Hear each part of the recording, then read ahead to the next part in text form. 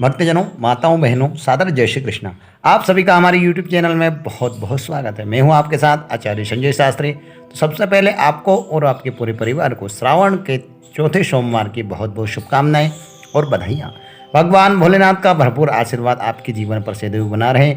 आप सभी सुखी रहें, स्वस्थ रहें, मस्त रहें, व्यस्त रहें और जीवन में प्रगति करें, उन्नति करें और आगे बढ़ें। श्रावण का जो चौथा सोमवार है वह 16 अगस्त 2021 को है।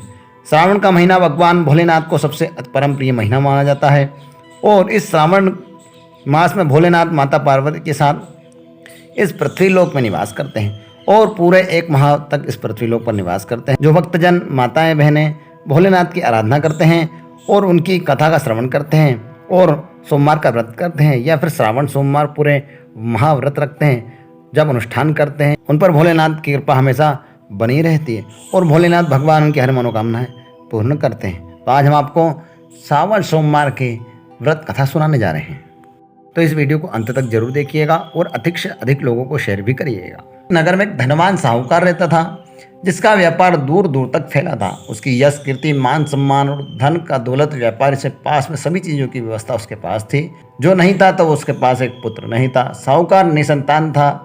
इस बात की उसको बहुत चिंता रहती थी। वह हमेशा इस बात की चिंता उसको सताती थी। जाने के बाद व्यापार को कौन संभालेगा। पुत्र की कामना है तो व्यापारी हर सोमवार को व्रत रखने लगा। पूरी श्रद्धा भाव से भगवान भोलेनाथ और माता पार्वती की आराधना करने लगा। उसकी भक्ति को देखकर देवी पार्वती अति प्रसन्न हुई और उन्होंने शिव जी से आग्रह किया कि यह साहूकार की मनोकामनाएं अवश्य ही पूर्ण कर दे। पार्वती जी की इच्छा के अनुसार भगवान शिव ने कहा, हे पार्वती देवी, इस संसार में हर प्राणी को उसके कर्मों का फल प्राप्त होता है और जिसके भाग्य में जो होगा उसे उतना भोगना ही पड़ता है। लेकिन माता पार्वती ने साहूकार की भक्ति का मान रखने के लिए उसकी मनोकामना पूर्ण करने की इच्छा जताई। इसके बाद महादेव जी ने व्यापारी को पुत्र प्राप्ति का वरदान दे दिया, लेकिन साथ ही यह भी कहा कि इसके बालक की आयु केवल 12 वर्ष ही होगी। इस बात को जानकर व्यापारी न तो इस बात से खुशी हुआ और न ही दुखी हुआ। पहले की भांति शिव जी और माता पार्वती की पूजन अर्चन करने लगा। पुत्र के जन्म पर परिवार के सभी लोग बेहद खुश हुए। 11 वर्ष का हुआ तो उसने पढ़ने के लिए काशी भेज दिया। साहूकार ने पुत्र के मामा को बुलाकर उसे बहुत सारा धन दिया और कहा कि तुम इस बालक को काशी भगवान विश्वनाथ के यहाँ पे ले जाओ और वहाँ विद्या प्राप्त के लिए इसको ले जाओ। उन्हें यज्ञ कराना और जहाँ भी रुको वहाँ मार्ग में यज्ञ कराना और जहाँ भी यज्ञ कराओ वहाँ ब्राह्मणों को भोजन कराते हुए और दक्षिणा देते हुए आगे बढ़ जाना। इस तरह मार्ग में यज्ञ कराते हुए दोनों मामा भांजे एक नगर में जहाँ राजा की पुत्री का विवाह हो रहा था, लेकिन जिस राजकुमार से उसका विवाह होने वाला था वह एक आंख से काना था। उसके पिता ने सच्चाई छुपाने के लिए साहूकार के पुत्र को दूल्हे की जगह बिठा दिया, परंतु बालक ईमानदार था। उसने राजकुमारी को धोखा देना न्याय के विरुद्ध समझा।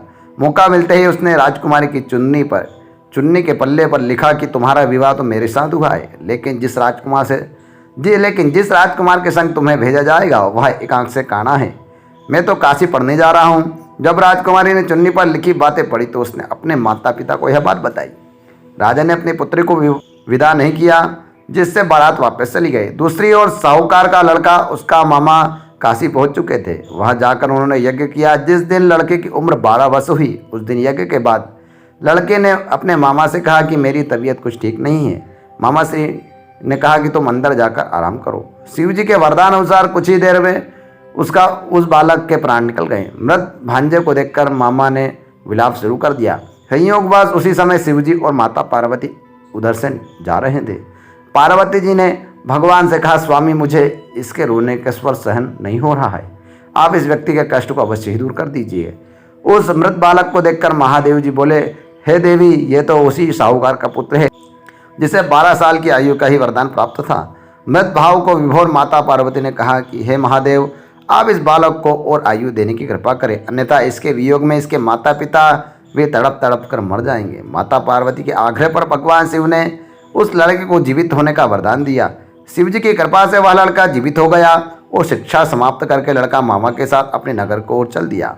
वापसी के दौरान दोनों उसी नगर में पहुंचे जहां उसका विवाह हुआ। उस लड़के के ससुर ने उसे पहचान लिया और महल में ले जाकर उसकी अच्छी खासी खातिरदारी करी और अपनी पुत्री को विदा कर दे और उसके साथ अपनी पुत्री को विदा कर दिया। इधर व्यापारी और उसकी पत्नी भूखे प्यासे रहकर बेटे की प्रतीक्षा कर रहे थे।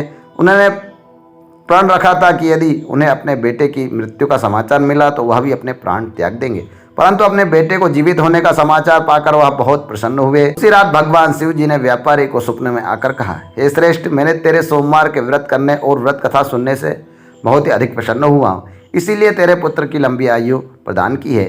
इस प्रकार जो भी कोई भक्तजन, माताएं, बहनें इस व्रत को करेंगी, उनके सभी मनोकामनाएं पूर्ण करूंगा और उनके सभी दुख दूर हर लूँगा। जो कोई भक्त इस कथा को इस प्रकार से करेगा तो उसका अवश्य मनोकामनाएं पूर्ण होंगी। अगर आपको यह वीडियो पसंद आया तो वीडियो को लाइक करें, शेयर करें। जय श्री महाकाल मित्रों।